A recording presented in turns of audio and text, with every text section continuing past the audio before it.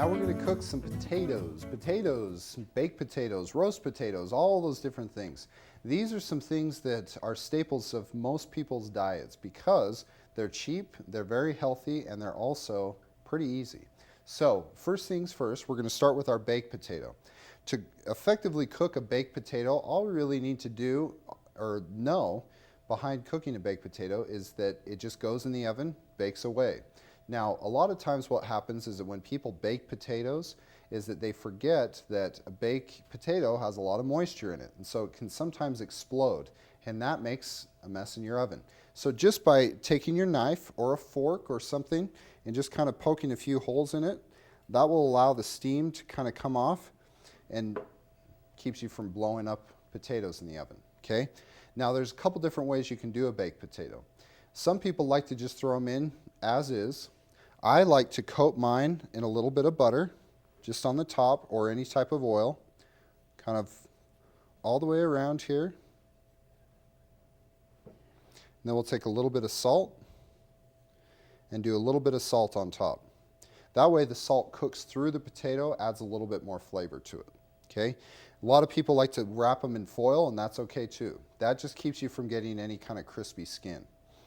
Now with our roasted potatoes, we'll start with a waxy potato, a red potato, a Yukon Gold, something along those lines. And I'll cut these into quarters, make them nice and bite size. Actually cut them into more like eighths so that they're more bite size. And you'll notice that the potato likes to hang on to the knife when you're cutting it, and that's okay. You just got to make sure that you don't let it. Now once they're cut, you need to go into a pot of boiling water. Okay, this is where we're going to blanch the potatoes. We're going to start the cooking process so that they stay nice and fluffy on the inside and then nice and crisp on the outside, because we will be roasting them. Now the same thing for yams, only the difference is when you're roasting a yam, you don't need to blanch it. So what we'll do is cut our yam down here. It's already been peeled, and we'll cut this into bite-sized pieces as well. Okay, at this point, all we really need to do is just throw these onto our sheet pan here.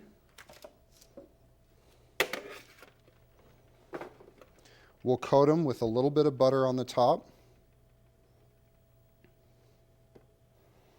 a little bit of salt, a little bit of fresh cracked pepper,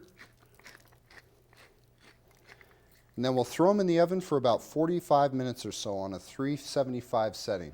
We want it a little bit higher temperature to kind of crisp the outside.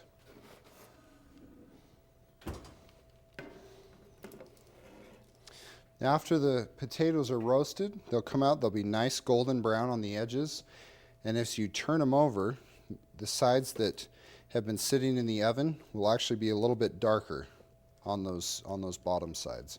Now in this case, I had some parchment paper down so as to not create a bigger mess for me to clean up. I usually always use parchment paper on the bottoms of the pans, so that helps me in cleanup. Another tip that might help you when you're roasting potatoes or doing anything else you're doing: